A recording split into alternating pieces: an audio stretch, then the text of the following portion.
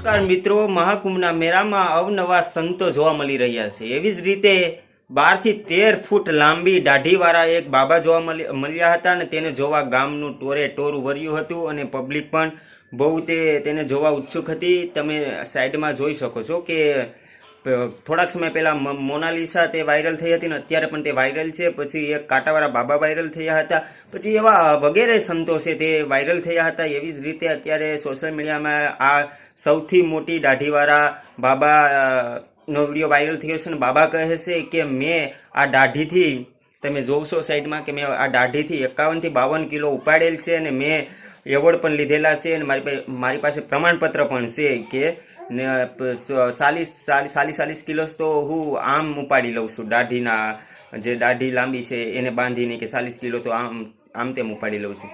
તો મિત્રો તમારું શું કહેવું છે કે અત્યારે સંતોમાં કેટલી શક્તિ છે?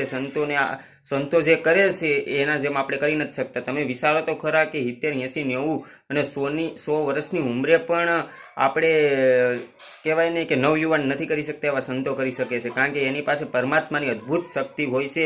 એની પાસે કેટલી તપસ્યા કરીને પછી જોઈએ તો કે એક તંદુરસ્ત શરીર હોય છે। તે વસ્તુ જે કરે છે એ નોર્મલ માણસથી થઈ શકતું નથી। તો તમારું શું કહેવું છે એ પણ કમેન્ટમાં જણાવજો ને કોઈ આવા વિડીયો તમે કંઈ જોયા હોય વાયરલ તો કમેન્ટ બોક્સમાં જણાવજો, આપણે એના વિશે વિડીયો બનાવશું।